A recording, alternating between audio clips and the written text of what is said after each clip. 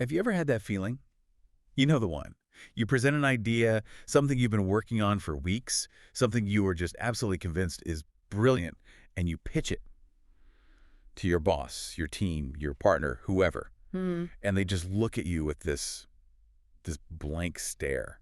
Like you're speaking an alien language. Right. You're using English, they're using English, but it's like the words just dissolve in the air between you. The meaning just isn't landing. It's one of the most universal frustrations, I think. We make this huge assumption that because we're speaking the same language, using the same dictionary, that we're actually communicating. Yeah, that we're on the same page. But the reality is, a lot of the time, we're just making noise at each other. It's like broadcasting on an FM radio frequency to a receiver that's only tuned to AM. Yeah. It's just static. Exactly. And my first instinct when that happens, and I think this is true for most people, is to just push harder. I'll explain it again, but louder this time. I'll throw in more adjectives. You try to force them to see the logic. I try to force it. I'm practically miming the thing out. But today's deep dive, it's going to completely dismantle that whole approach. We are digging into a book that basically says we've been doing it all wrong. It's called Words That Change Minds by Shelle Charvet. And this is such a classic text. It's not just another book on persuasion in that, cheap salesy sense where you learn a few tricks to close a deal. It's much deeper. It's really a manual for decoding the operating system of the human brain. The operating system, I like that. Yeah. Charvet bases her work on something called the LAB profile. That's the language and behavior profile. Right. And the promise here is, well, it's pretty massive, isn't it? The idea is that true persuasion isn't about manipulation or even having the most logically superior argument. It's Right. about figuring out the specific brain language that the other person is speaking. And then translating your message into that language. Yeah. Precisely. I mean, if you're speaking fluent French to someone who only understands German, shouting isn't going to help. You could be shouting the most profound truths in the universe, but if the grammar and the syntax don't match the receiver's brain, it's just noise. It's just static. It's just static. And Charvet's whole premise is that our brains have these specific filters, she calls them patterns, that determine what information gets in and, maybe more importantly, how we process it. If you can identify those patterns, you can start to predict behavior and, yes, influence it, but without being manipulative. And we're not just talking about a few vague personality quirks here. The deep dive today, we're going to unpack 14 specific patterns that drive how we get motivated and how we get things done. It's a remarkably comprehensive system. I mean, it covers everything from how we first get interested in something to how we actually work, how we make our decisions, and even how we handle stress. Okay, but before we dive into the nitty-gritty of all these patterns, I want to start with a story. There's a story from the source material that really sold me on this entire concept.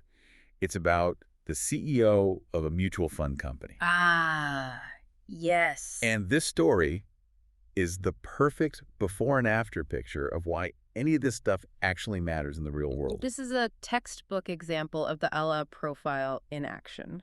So you've got this mutual fund company, and they have a massive marketing machine, a huge one.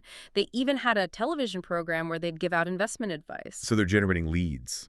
Oh, tons of leads. And we're talking high-value prospects here, people with $2 million or more to invest. These people would watch the show, they'd get interested, they'd call in. So the marketing is definitely working. Yeah. The fish are biting the hook. The fish are biting, but they could not reel them in. They just weren't closing the deals. The sales weren't happening. A prospect would call, they'd talk to a sales rep, and then just nothing. Radio silence. Which is a complete nightmare. I mean, you've done the hardest part, right? You got their attention, but you can't get them across the finish line. Exactly. So they bring in Shelle Charvet. Now, a typical consultant might look at the product or the pricing, maybe the sales team's commission structure or something. She didn't do any of that. She looked at the language? She looked at the language. She sat down and interviewed the clients who said yes, and crucially, the clients who said no. And what she found was this distinct, predictable difference in the language patterns of the people who actually bought into the fund versus the ones who walked away. So she was basically decoding the buyer's brain for this specific product. She was. She identified their key motivation patterns. She realized that the customers who were calling in, the ones who were actually interested, had a very specific set of triggers. They were motivated by things like safety, security, careful consideration. They wanted to avoid risk. Okay, and the sales team, what were they pitching? They were pitching growth, opportunity, fast action, get in on the ground floor. It was a complete mismatch. They were speaking the wrong dialect. Totally. It's like one side wants to talk about buying insurance and the other's trying to sell lottery tickets. A perfect analogy. So she rewrote their script. Literally, she gave them a list of specific keywords and phrases to use on the website, on the TV show, and on the phone. Words that matched the customer's actual patterns. She didn't change the fun, she didn't change the product at all. She just changed the wrapper. Just the wrapper. And the result? Their closing rate increased by 50%. 50%. That is not a margin of error. That's a revolution. You're talking millions, probably tens of millions of dollars in new revenue just by swapping out some verbs and adjectives. It was so effective, the CEO himself was completely baffled. He couldn't wrap his head around how just changing a few words could have such a massive impact. So he actually signed up for Charvet's 10-day certification training to learn the system for himself. But, and this is the hilarious part, and a great sneak peek into the patterns we're about to discuss, he almost quit the training every single day. He did. And it wasn't because the material was bad or he didn't believe in it. He'd seen the results. It was because of his own pattern. He had what we're going to call a proactive pattern. He wanted to do. He was a man of action.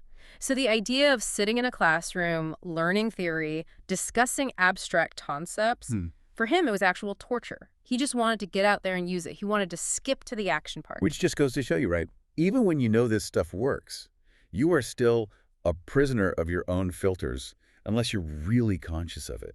It is so hard to step outside your own operating system. It is. So let's unpack this idea of filters. The book makes a really big distinction right at the beginning, that this is not a personality test. This isn't Myers-Briggs where I'm an ENTP and that's just who I am forever and always. That's a critical distinction. Most personality tests, they put you in a box. They say, you are this type of person. They treat personality like it's a fixed statue. The lab profile is completely different because it is based on one crucial idea. Context. Context is king. Context is everything. The person you are when you're negotiating a multi-million-dollar contract at work might be a completely different person from the one who's planning a family vacation. Oh, absolutely. 100%. Yeah. At work, I might be super organized, detail-oriented, step-by-step. I want the agenda beforehand. I want the minutes after. But on vacation, don't you dare show me an itinerary. I just want to wing it. Right. If you tried to give me a schedule while I'm on a beach, I'd probably throw it in the ocean. Exactly. So in the context of work, you might have what's called a procedures pattern. But in the context of vacation, you're running an options pattern. Now, if I, as a travel agent, tried to sell you a vacation by giving you a rigid step-by-step schedule, you would hate me. I would run away screaming. But if I was your project manager at work and I said, just go with the flow, we'll figure it out, you'd probably have a panic attack. Right. So the lab profile isn't analyzing me, the person. It's analyzing me in a specific situation. Correct. And the way our brain filters all this information is through what Charvet calls metaprograms. And the easiest way to think of these is, imagine your mind has a door. A door. Yes, a door that stands between you and the outside world. And this door has a very specific shape. It only lets in certain types of information. Everything else in the world, all the other data, it gets deleted or distorted or generalized. It just bounces off. Those are the three big ones from NLP, right? Yeah. Deletion, distortion, and generalization. The very same. We are just bombarded with millions of bits of data every single second. Our brains can't possibly process all of it, so we delete most of it. We just don't notice it. Right. We distort things to make them fit our expectations, like when you think a room is bigger or smaller than it actually is. And we generalize. We take one bad experience with a poodle and decide all dogs are dangerous. And these 14 patterns that we're going to talk about, they are essentially the descriptions of the shape of that door. Exactly. If your mental door is shaped like a triangle and I'm over here trying to shove a big square block of information through it, it's not going to fit. You literally will not hear me in the way I intend. To influence you, I have to shape my message into a triangle. I have to shave off the edges of my idea until it fits perfectly through your specific door. Okay, I love that image. It makes so much sense. So our mission for this deep dive is to learn the shapes of these doors so we can stop banging our heads against the wall. That's the goal. The book divides them into two main groups, motivation patterns and productivity patterns. Let's start with the sexy stuff first. Motivation. The motivation patterns. These are the first 6 patterns in the profile. They determine if someone even gets interested in what you're saying and what will trigger them to actually take action. This is the ignition key for the car. Okay, pattern number 1. This is the one that almost broke that CEO. It's called level. Action versus analysis. This is all about how you approach a task. It's about the initiation of energy. On one end of the spectrum, you have the proactive people. These are the do-it-now folks. They act with little or no consideration. They just jump in. I know these people. These are the people who buy the IKEA furniture and they start building it before they've even opened the instruction manual. They're just screwing things together randomly. Yes, and if you ask them why, they'll say, I'll figure it out as I go. Their language is full of short, active sentences. Go for it. Just do it now. Let's go. They are energized by motion. If you tell a proactive person to wait and see, you are essentially speaking a foreign language. It physically hurts them to sit still. And what about the other side? On the other side, you have the reactive people. They are motivated to wait, to analyze, to consider, and to understand. They need to think about it before they act.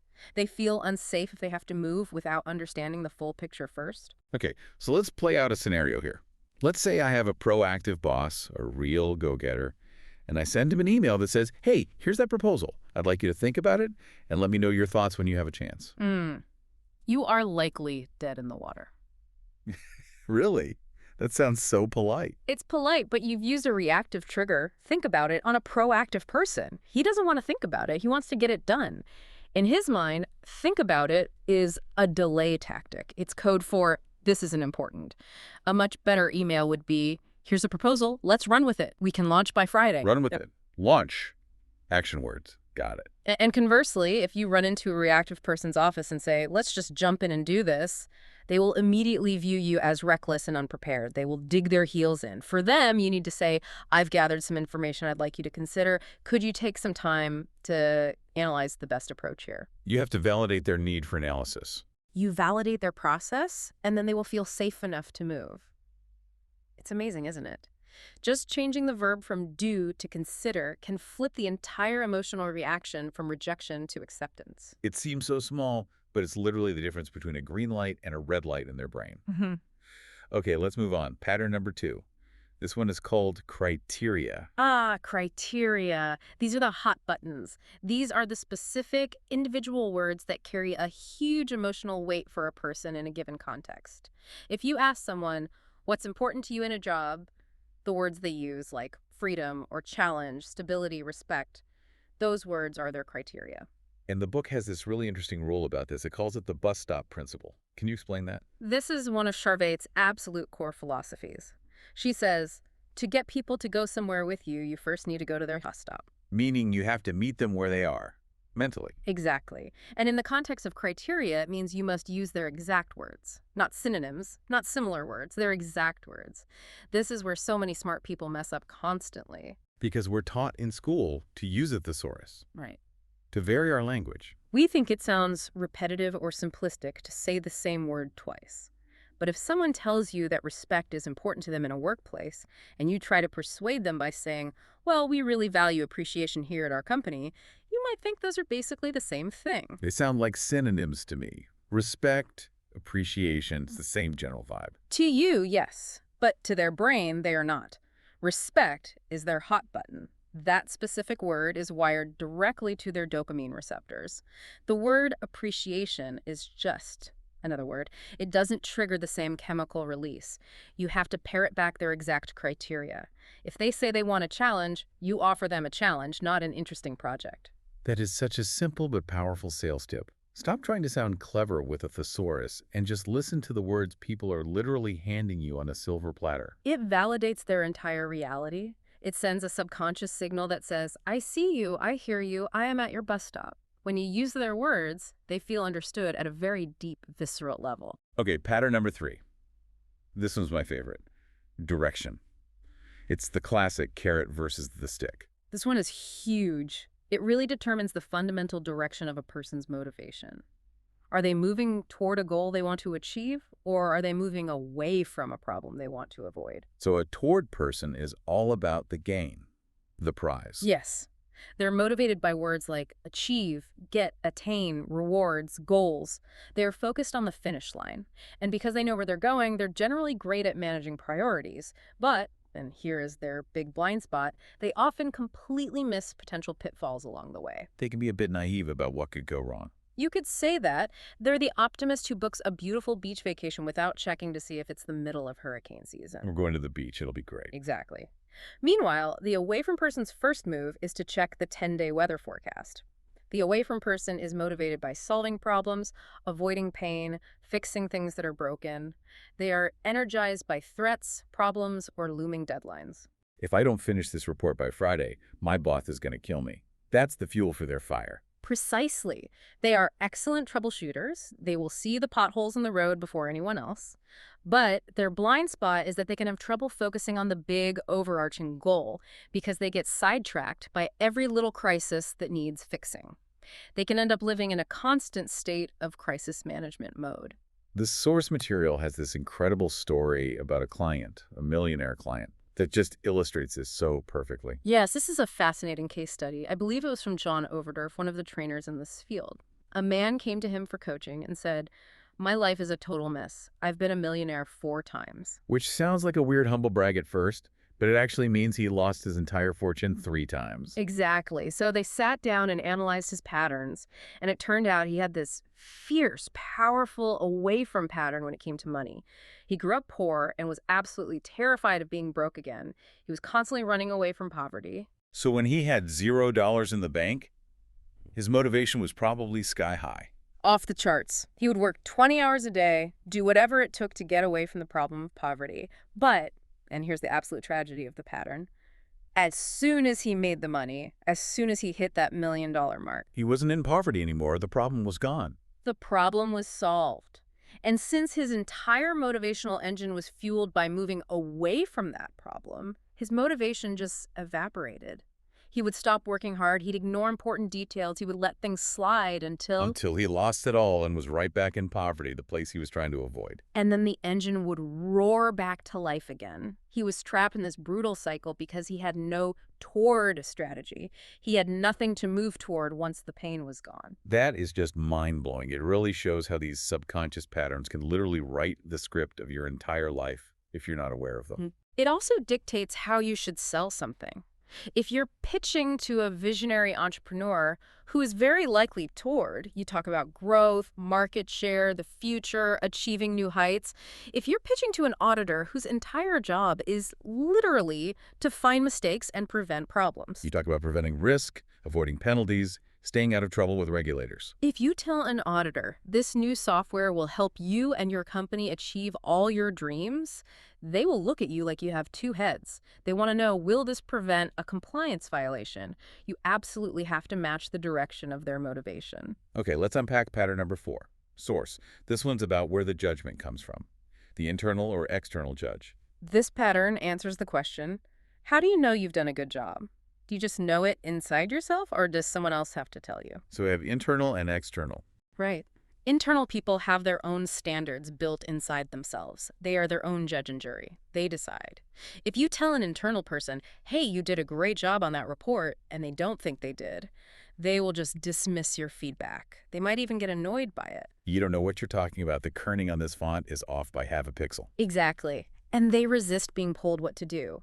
If you tell an internal person, you must do this, their immediate gut reaction is, don't tell me what to do.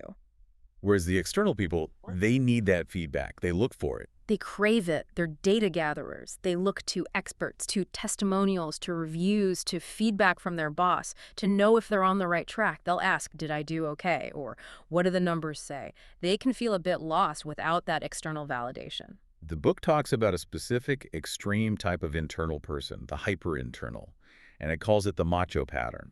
Yes, and it's not about gender at all. It's about being so intensely internal that you reject all outside opinions as a rule. I know everything, you know nothing. It's a tough pattern to deal with. I think we've all worked for a boss like that at some point. So how on earth do you influence someone who already thinks they know all the answers? Well, you absolutely cannot use command language. You can't say, you should do this, or you have to do this. You have to use what Charvet calls the language of suggestion. You have to frame your idea in a way that makes them think it was their idea all along. Give me an example of that. Instead of saying, you should buy this car, it's the best one for you, you'd say something like, you're the expert on what you need in a vehicle, only you can decide if this particular model meets your high standards. Oh, that is smooth. You're validating their internal judge. Only you can decide. It completely disarms their resistance. It opens the door just a crack. For an external person, though, you'd do the exact opposite. You'd cite authority. Research shows this is the #1 rated car for safety. All your neighbors are buying it. That comforts an external person, but it would deeply insult an internal. This is just so powerful. Okay, pattern number 5 is reason. This is about methodology, the how, options versus procedures. This one explains so much workplace conflict. It's the fundamental difference between the person who wants to invent a new way and the person who wants to follow the right way. Options people are motivated by possibilities, choices, breaking the rules. Yes, they love to create. They crave variety and newness. They are fantastic at starting new projects, brainstorming, finding a clever loophole in the system.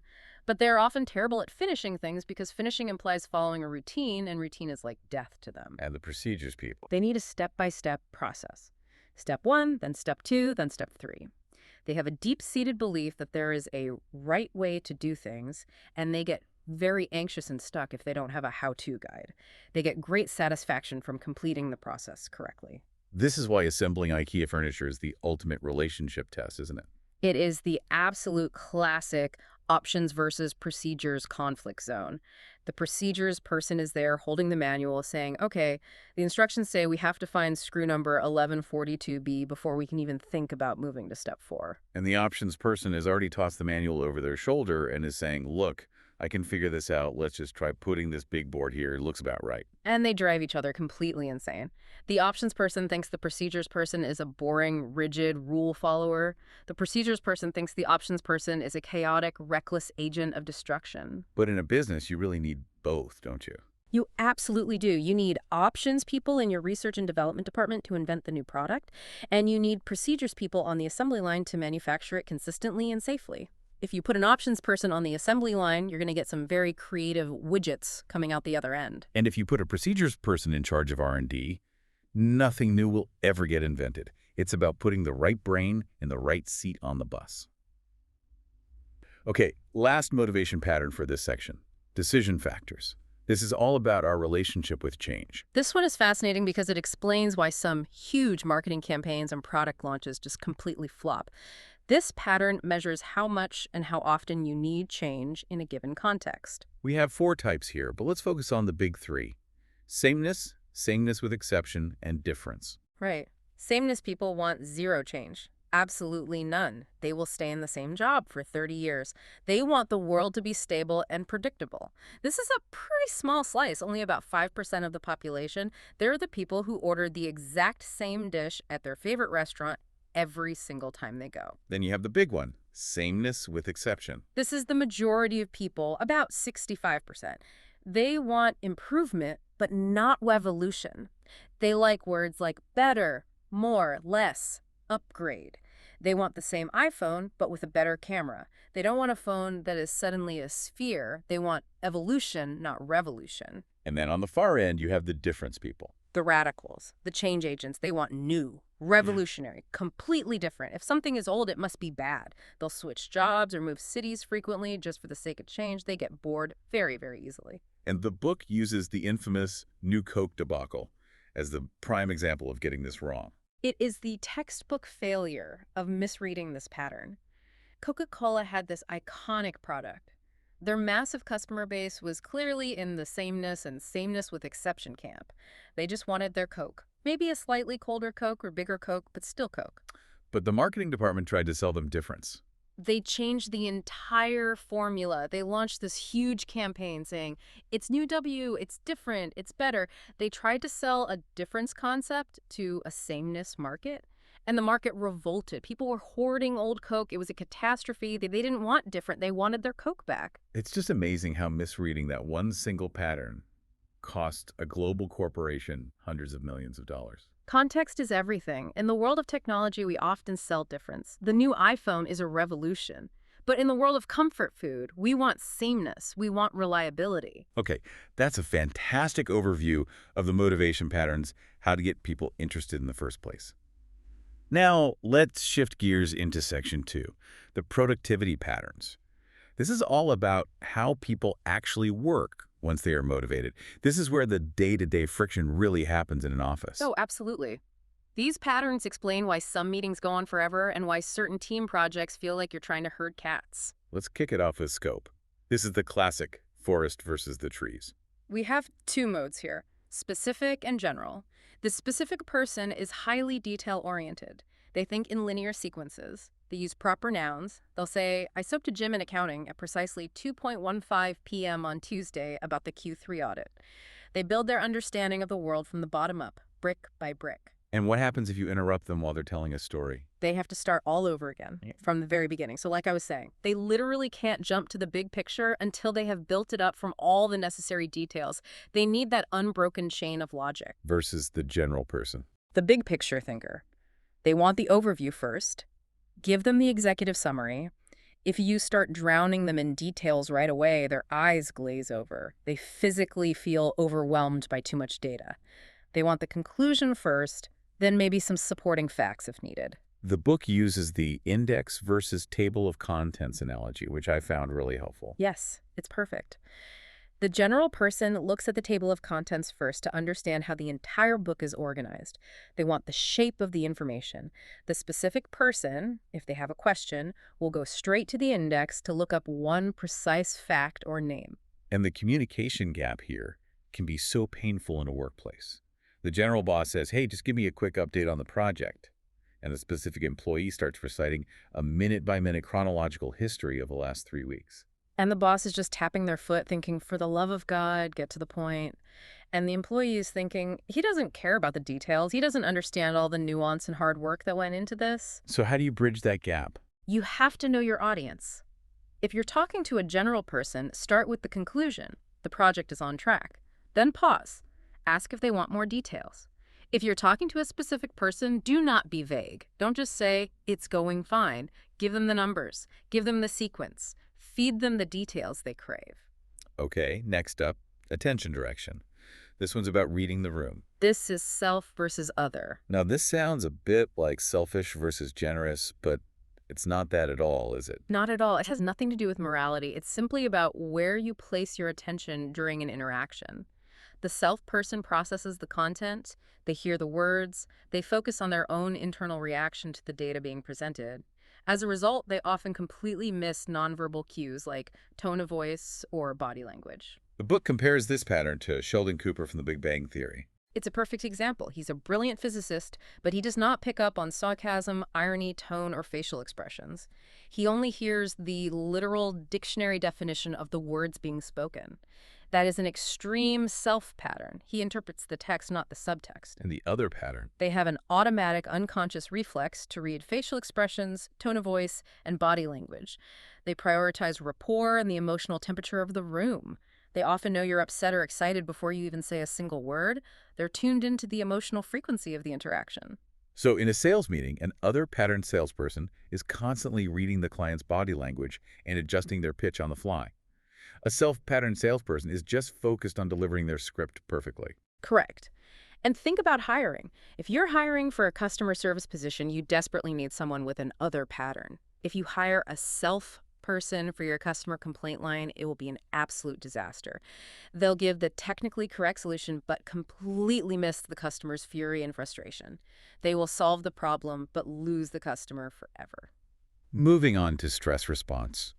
This is a huge one, especially for high-pressure jobs. How do we react when the heat is on? There are three primary modes here: feeling, choice, and thinking. Feeling people. Yeah. Well, the name says it all. They feel it. They stay in the emotion. When stress hits, they feel the anxiety, the anger, the fear very intensely. It's hard for them to function or think logically until that emotion passes. Okay. In a sense, they become the emotion. And then on the other end, thinking people go completely cold. They dissociate from the emotion. They don't panic. They go into pure logic mode. The book mentions Captain Sullenberger, the pilot who famously landed that passenger plane on the Hudson River. Right. I've heard the black box recording of that, and he sounds like he's just ordering a latte. He just calmly says, we're going to be in the Hudson. There's no screaming, no fear in his voice, just pure thinking pattern under unimaginable pressure. Exactly. You want a thinking pilot. You want a thinking surgeon. When lives are on the line, you don't want someone who's busy processing their own fear. But let me ask you, do you want a thinking therapist? Oh, probably not. If I'm pouring my heart out about a personal tragedy and they're just Okay. staring at me like a robot, analyzing my data without any emotional response, I'm not going to feel heard or understood. Right. For a therapist, you might want someone with a choice pattern. That's the middle ground. Someone who can step into the emotion to empathize with you, but then step out of it to give professional, objective advice. They need that flexibility. It's all about the right pattern for the right job. Yeah. Okay, let's hit a few more of these productivity ones a bit more quickly. Style. This is all about the ideal work environment. Independent people want to work alone. Proximity people want to be in charge of their own little area, but with other people around them. And cooperative people want to share responsibility and work as a we or us. And what about organization? That's person versus thing. Does the person focus more on the feelings and relationships in the room or on the tasks, processes, and objects? A thing person can be perfectly nice, but they might run over people's feelings to get the job done on time. A person might prioritize group harmony over meeting the deadline. And finally, rule structure. This sounds interesting for management styles. This is about how we apply rules to ourselves and to others. There's my rules for me, and I expect you to follow my rules too. That's your standard manager. Then there's my period. I have my own rules, and I frankly don't care what you do. That sounds like a nightmare for a team leader. It creates a total vacuum of leadership. They are self-directed, but offer zero guidance to others. There are others too, like I have my rules, you have yours. It's a very live and let live approach. Okay, section 3. We've motivated them, we understand how they work. Now we need to actually close the deal. Let's talk about the convincer patterns. This is a crucial piece of the puzzle. This helps us understand not only how people gather the data they need to make a decision, but also when they are finally convinced. This explains why some people seem to trust you instantly and others never seem to be fully on board. So first, there's the convincer channel. How do they need to get the information? It's one of 4 primary channels: see, hear, read, or do. Some people need to physically see the car. Some need to hear you explain its features, some need to read the reviews and the brochure, and some need to test drive it, the do channel. If you try to sell a car to a do person by just showing them a beautiful brochure, they will not buy. They need to feel the steering wheel in their hands. They need that tactile experience. But the really tricky part, the one that causes so much confusion, is the convincer mode. How often do they need that proof before they believe you? This is where so many business deals and personal relationships fail. First, you have automatic. These people assume you are telling the truth. They trust you immediately. Your job is just not to mess it up. Then there's number examples. Right. They need to see it a specific number of times. Show me 3 references. Let's see this work correctly 5 times in a row. Then you have period of time. They need to use the product for 3 weeks or 6 months before they'll truly decide if it's good. And the fourth one, the one you call the relationship killer. Consistent. The consistent pattern. It's brutal. These people are never fully convinced. They judge every single interaction as if it's the very first one. Past performance does not guarantee future results for them. The book tells the story of a client named Tammy. Oh, poor Tammy. Or rather, the poor consultant who was working with her. He would go into her office, do a fantastic job on a project, and she would be thrilled, enthusiastic, totally on board. He'd think, great, I've won her over. She's sold. But then he'd come back a month later. And she would be grumpy, skeptical, and demanding proof all over again, as if they had never met. Because for her, last month's success means absolutely nothing today. Exactly. Her mental door resets to 0 every single day. He realized he had to reclose her and resell her on his value every single time he walked in the room. If you have a boss or a partner with a consistent pattern, you can never rest on your laurels. You have to prove yourself every single morning. It's like that movie 50 First Dates. That sounds absolutely exhausting. But I guess knowing the pattern is half the battle. At least you don't take it personally. You just think, oh, she's a consistent, time to repitch. Precisely. It turns personal frustration into a practical strategy. Okay, we've covered all the individual patterns. Now in our final section, section 4, I want to get into the really juicy stuff, the advanced applications. How do we combine these? The book uses a massive real-world example, the Volkswagen Dieselgate scandal. This is a masterclass in forensic profiling using these patterns. Charvet analyzes the corporate culture and the executives involved in the scandal where they deliberately cheated on emissions tests. And she argues this wasn't just a case of a few bad apples. The entire corporate culture inadvertently selected for a specific profile that made cheating almost inevitable. So what was this cheat code profile? What was the combination of patterns? It was a truly toxic cocktail of patterns. First, there was a broken social order, meaning the established sameness and procedures were failing. The company was under immense pressure to grow in the U.S. market, and the existing rules weren't working. Okay, so a sense of desperation. A sense of desperation.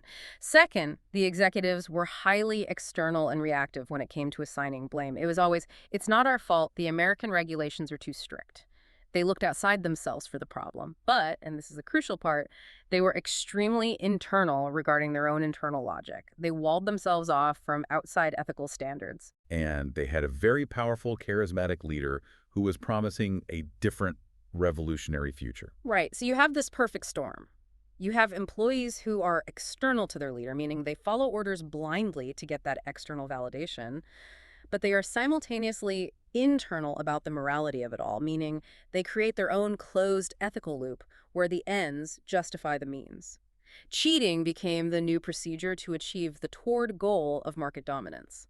That is genuinely scary. It shows this isn't just about one-on-one sales, it's about the DNA of organizational ethics.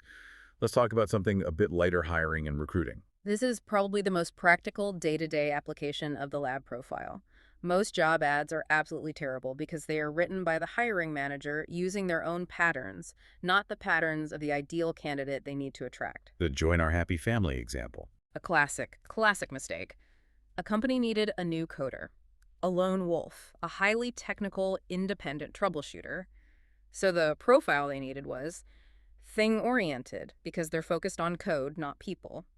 Independent because they need to work alone for long stretches, and away from because their job is to find and fix bugs and errors. But the ad was written by someone in HR. And the HR person who wrote it was likely very person-oriented and cooperative. They love people. So the ad said something like, join our happy family. We love team outings and potlucks. We collaborate on everything. And the brilliant lone wolf coder reads that ad and immediately thinks, that sounds like my own personal hell. I don't want to collaborate. I want to code. I don't want a happy family. I want a quiet office and a challenging problem. Exactly. The company got 300 applicants, and they were all people persons who couldn't handle the technical demands or the isolation of the job. They were drowning in resumes but had zero qualified candidates. So they changed the ad. They changed the language to match the target profile. The new ad said something like, you will work independently. You will be responsible for solving complex problems. Your primary role will be to identify and eliminate errors in our code base. Independent, solve problems, which is away from. Responsible for your own output, which is internal. They got 8 applicants, but there were 8 perfect candidates. They hired someone within a week. That's just incredible efficiency. You filter them out before they even apply. Okay, we're nearing the end, but we have to revisit that bus stop technique, specifically for conflict resolution. We talked about matching language, but there's a specific formula. Match, match, match, lead. This is the fundamental rhythm of persuasion. You cannot lead someone to a new idea or a calmer state until you have first paced their current reality. If someone is angry and yelling at you, their stress response is feeling, and you say, you need to calm down, which is a command. Oh, that's the worst, 100%. Calm down is the most aggravating phrase in the English language. It has never, ever worked. It never works because it denies their reality. It implicitly says, your feelings are wrong and invalid. The formula is to match their experience at least 3 times. You say, I can see you are incredibly frustrated right now, match 1. It's been a very long wait for you, match 2. And you feel like you aren't being heard, match 3. You're just validating them. You're nodding along with their reality. You wait for that physical sign of de-escalation. The shoulders drop a little. They might take a deep breath. Only then do you attempt to lead. Now let's work together to see how we can fix this. It's powerful because in conflict, people almost always default to an internal and away from pattern. I am right, internal, and I want to get away from your wrongness, away from. So to de-escalate that, you use suggestion language and frame it in an away from way. Exactly. You say, to avoid any further issues down the line, away from, you might consider suggestion taking a look at this data with me. It completely lowers their defenses. It's like verbal jujitsu. You use their own momentum to gently guide them in a new direction. This is all just unbelievable stuff. It really feels like having a cheat sheet for human interaction. It really is. And it shifts the entire burden of communication from they need to understand me to I need to learn how to speak their language. It's a tool for empathy, ultimately, not manipulation. So let's wrap this deep dive up. The biggest takeaway for me, by far, is that the LLab profile isn't about manipulation. It's about translation. That's it, exactly. It's about respect. It is respecting the other person's model of the world enough to step out of your own comfortable linguistic patterns and visit their bus stop. It's about meeting them where they are, not trying to force them to come to you. So here is my challenge to you, the listener, as we close out. Pick one difficult person in your life. It could be your boss, your teenager, maybe your neighbor. And for the next week, just listen. Don't try to change them or persuade them yet, just map them. Are they toward or away from? Are they internal or external? Specific or general? And once you have a guess, try changing just one sentence in your next conversation. If they're away from, stop talking about your amazing goals and start talking about solving a problem that's bothering them. If they're internal, stop giving them orders and start offering them choices and just see what happens. I have a feeling the results are going to be surprising. Okay. I'm willing to bet that blank stare starts to disappear. And I'll leave you with this final thought to mull over. We tend to think of our personality as this fixed, immutable thing. I am who I am. But if our language patterns literally shape our reality, and if we now know we can consciously change our language, then how much of what we call our personality is actually just a habit of speech that we can choose to rewrite? And if we can rewrite the script, who could we become? Whoa. Now that is something to think about. Thanks so much for taking this deep dive with us. A pleasure, as always. We'll see you next time.